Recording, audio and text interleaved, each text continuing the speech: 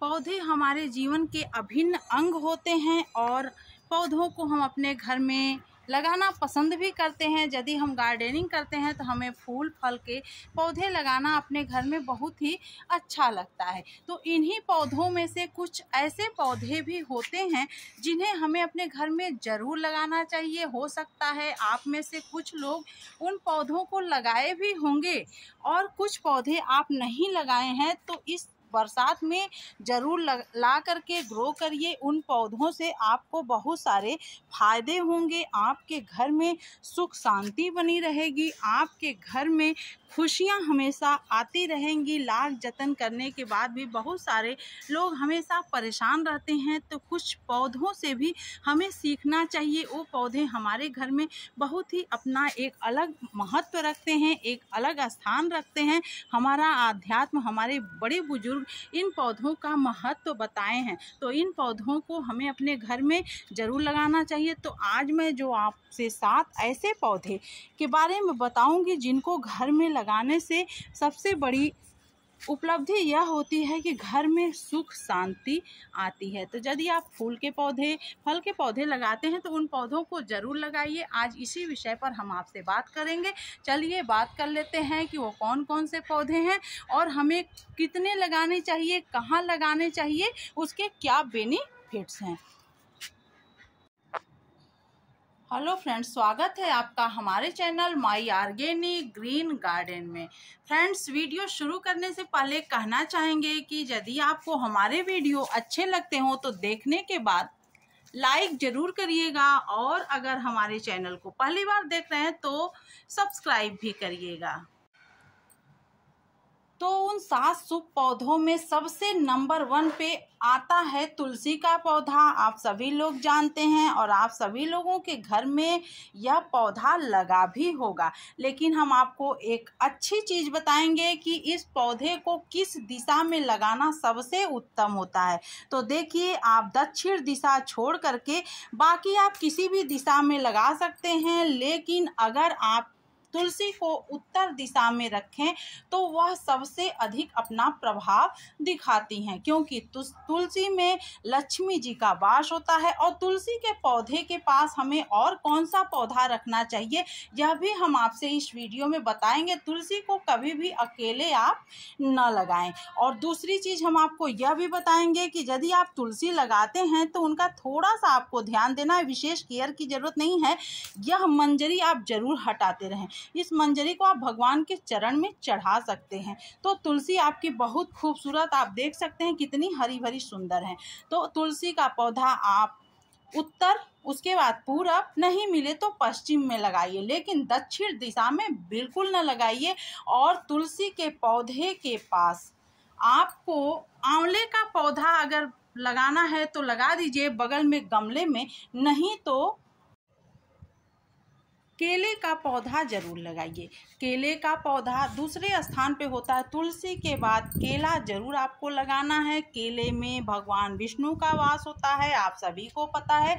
गुरुवार के दिन इनका विशेष पूजन होता है और प्रतिदिन आप इनको जल दे सकते हैं। आप केले को अपने घर के दरवाजे के सामने तुलसी को जरूर लगाइए और बाहर जाते समय इनका दर्शन करके जाइए, साथ में एक पत्ता लेकर के जाइए। आपका रास्ता बहुत अच्छे से कटेगा, आपके घर में सुख शांति बनी रहेगी। अगर ये दोनों पौधे आप एक साथ रख देंगे तो आप अकेले तुलसी को कभी न रखें, उनके साथ केला रखें या ऑप्शन में अगर आंवला रख सकते हैं तो आंवला रखें। दोनों में कोई अंतर नहीं होता है। तो यह 2 पौधों में से एक पौधा आपके घर में जरूर होना चाहिए। इसका जो है आध्यात्म में भी विशेष महत्व है और विज्ञान की दृष्टि से भी आप देखें तो दोनों पौधों में ऑक्सीजन बहुत अच्छा से पाया जाता है, जो कि हमारे लिए बहुत ही इम्पॉर्टेंट रखता है। चलिए अब तीसरे पौधे के बारे में आपसे बात कर लेते हैं। तो तीसरा पौधा सबसे उत्तम होता है ये शमी का पौधा। इन्हें भी आपको अपने घर में लगाना चाहिए, लेकिन घर में नहीं लगाना चाहिए। ऐसे जगह आप लगाइए कि बाहर जाते समय ऐसा लगे कि ये बाहर की तरफ ही हैं, क्योंकि इनमें शनिदेव का भी वास होता है, भगवान भोलेनाथ का भी वास होता है। शनिवार के दिन इनके विशेष पूजन का महत्व है। शनिदेव का नाम स्मरण करके आप इनको जल दे सकते हैं। यदि आप पीपल के वृक्ष की पूजा नहीं कर पाते हैं तो शमी के पौधे की ही आप पूजा उसी तरह से करें, आपको उतना ही फल मिलेगा। लेकिन आपको बाहर जाते समय शमी हमेशा दाहिने तरफ पड़ने चाहिए, इस बात का आपको विशेष ध्यान रखना है। शमी के पौधे की शनिवार और सोमवार के दिन बिल्कुल भी कटाई छटाई न करें, उनको हमेशा जल दें। भगवान भोलेनाथ के 12 ज्योतिर्लिंग का नाम स्मरण करें, आपको विशेष फल मिलेगा। तो यह तो हो गया शमी का पौधा। तो आप यदि शमी को अपने घर में हरा भरा खूबसूरत बनाए रखेंगे तो आपके घर में उतनी ही सुख समृद्धि बनी रहेगी, सुख शांति बनी रहेगी, आपके परिवार के सदस्यों में खुशहाली रहेगी, उनका स्वास्थ्य अच्छा रहेगा। चलिए अब चौथे पौधे के बारे में आपसे बात कर लेते हैं।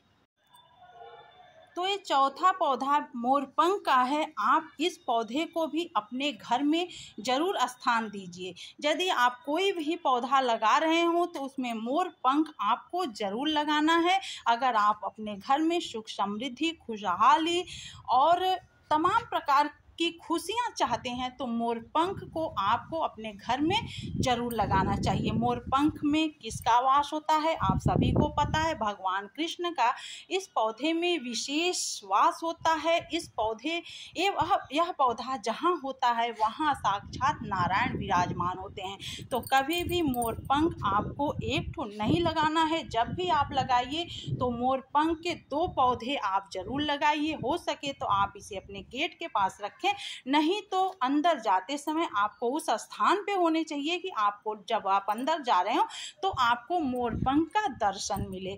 मोरपंख जितना ही हरा भरा आपके घर में रहेगा, आपके घर की खुशियाँ उतनी ही बनी रहेगी। तो उम्मीद है आप अगर नहीं लगाए होंगे तो अब की बार इस पौधे को ज़रूर लगाएंगे। आप लगा करके इसका बेनिफिट्स खुद देखिएगा। विज्ञान की दृष्टि से भी मोरपंख में इतने ज़्यादा ऑक्सीजन होते हैं कि जहाँ भी यह पौधा रहता है हमेशा ऑक्सीजन देता रहता है, जो कि हमारे जीवन के लिए बहुत ही इम्पॉर्टेंट है। तो आपको बहुत बड़े गमले में भी लगाने की ज़रूरत नहीं है, इसका कोई विशेष केयर नहीं है। सिर्फ एक बार आप चाहें जब ज़्यादा बड़ा हो जाए तो रिपोर्ट कर सकते हैं, इसकी कटाई छटाई करके आप इसको गोल मटोल खूबसूरत बना सकते हैं और मिट्टी और गाय के गोबर में मिला करके या वर्मी कंपोस्ट में इसको लगा दीजिए। इसको कोई विशेष खाद की ज़रूरत नहीं होती है, न तो विशेष देखभाल की ज़रूरत होती है। तो अब चलते हैं 5वें पौधे की तरफ। तो 5वें पौधे में सबसे उत्तम पौधा यह अपराजिता का होता है। कहा जाता है कि जहाँ अपराजिता होता है वहाँ किसी का पराजय नहीं होता। अपराजेय पौधा होता है माता दुर्गा का, इसमें निवास होता है भगवान भोलेनाथ का, इसमें निवास होता है। इसके पुष्प से अगर आप भोलेनाथ और जगत जननी जगदम्बा की पूजा करें तो आपके घर में दिन दूनी रात चौगुनी बरकत होती जाएगी, आपके घर में खुशियां बिन बुलाए आएंगी। अब हम आपको यह भी बताएंगे कि इस पौधे को आपको किस दिशा में लगाना है। तो आप इस पौधे को अपने घर के दक्षिण दिशा में ही लगाएं, छत पे चाहे नीचे बालकनी में, जहां भी आपको लगे कि ये दक्षिण है वहीं पर लगाएं। क्यों लगाएं? क्योंकि यह भी मैं आपको रीजन बता दे रही हूँ, क्योंकि लंका हमारे यहाँ से दक्षिण में है और लंका में ही रावण का राज्य था। भगवान प्रभु श्री राम दशहरा के दिन अपराजिता को पूज करके ही रावण का संहार किए थे। तो जब हमारे घर पे कोई भी बला आती है तो दक्षिण दिशा से ही आती है और अपराजिता जहाँ रहता है अपराजिता उस बला को अपने ऊपर ले लेता है। तो आपके घर में कोई भी दुख मुसीबत आने से पहले अपराजिता ही सूख जाती है। आप इस बात का ध्यान रखिए। यदि आप अपराजिता का विशेष पूजन करेंगे, अच्छे से उनकी देखभाल करेंगे, तो यह बिल्कुल हरी भरी खूबसूरत रहेंगी और मुसीबत आने से पहले ये अपने ऊपर ही उस मुसीबत को ले लेता है। तो आप अपराजिता जब भी लगाएं तो दक्षिण में लगाएं। इनका विशेष कुछ ध्यान नहीं है, सिर्फ इनका आपको ये ध्यान रखना है कि आप इनको बिल्कुल हरा भरा रखें और इस पुष्प से भोलेनाथ और जगदम्बा का पूजन करें। आपके घर में हमेशा सुख समृद्धि बनी रहेगी, सुख शांति कभी भी खत्म ही नहीं होगी। चलिए अब छठवें पौधे के बारे में आपसे बात कर लेते हैं। तो छठवें पौधे के रूप में हम आपको बताएंगे यह कौन सा पौधा है, आप देख करके पहचानिए। यह है पान का बेल और इसे लगाना इतना आसान होता है कि जो भी अगर नया गार्डनर भी है तो भी इसे अपने घर में आसानी से ग्रो कर सकता है। और आप देख सकते हैं एक छोटी सी बेल थी और कितना ज़्यादा बिना केयर के यह पौधा फैल चुका है। तो आपके घर में जितना यह पौधा फैलेगा, आपके घर में उतनी सुख समृद्धि आएगी। आप सभी को पता है कि पान के पत्ते से हर देवी देवता का पूजन होता है। भगवान गणेश को यह अति प्रिय पौधा है, साथ ही साथ जगत जननी जगदम्बा को चढ़ाया जाता है और साक्षात नारायण की भी इसी पत्ते से पूजन होता है। तो पान आप अपने घर में यदि अब तक नहीं लगाए हैं तो ला करके हमारे कहने से जरूर लगाइए। आपके घर में देखेंगे कि दिन दूनी रात चौगुनी सुख समृद्धि पैर तोड़ करके बैठ जाएगी। किसी भी प्रकार की विपत्ति आने से पहले आपके घर से कोसों दूर रहेगी। आप आजमा करके देखिए। इसको लगाने का क्या प्रोसेस है हम आपको इसी में बता देते हैं। सिर्फ एक, चाहे अगर आपको कहीं से कटिंग मिल जाए तो लगा लें, या एक पौधा इसका नर्सरी से ला करके आप किसी भी 12 इंच के गमले में ग्रो कर दें। मनी प्लांट की तरह बिल्कुल ये छछड़ जाएगा और बहुत ही अच्छा आपको इससे रिजल्ट मिलेगा। किसी भी दिशा में लगा सकते हैं, कोई दिक्कत नहीं है। इस पौधे को लगाने का कोई विशेष केयर नहीं है, लेकिन ध्यान आपको ये देना है कि जितना यह पौधा आपके घर में छछड़ेगा उतना आपके घर में खुशियां आती रहेगी। तो चलिए अब 7वें पौधे के बारे में आपसे बात कर लेते हैं। तो 7वां सबसे उत्तम पौधा बेल का होता है। बेल पत्र आप अपने घर में यदि लगा देते हैं तो 100 अश्वमेध का 1000 अश्वमेध यज्ञ का फल आपको मिलता है। बेल का एक पत्ती अगर भगवान भोलेनाथ को आप चढ़ाते हैं तो आपके कई जन्मों के पाप नष्ट हो जाते हैं। तो बेल का पौधा अगर अब तक आप नहीं लगाए हैं तो अपने घर में एक गमले में ला करके इसको जरूर ग्रो करिए। बेल का पौधा जिस स्थान पे रहता है उस स्थान की सारी अशुद्धियां दूर हो जाती हैं। वास्तु शास्त्र के हिसाब से बेल पत्र का पौधा अपने घर में जरूर लगाना चाहिए। कहा जाता है, हमारे शास्त्रों में यह कहा गया है कि यदि बेल का पौधा आप अपने हाथ से लगा देते हैं तो आपके वंश का कभी नाश नहीं होगा। दिन दूनी रात चौगुनी आपके घर का विकास होगा।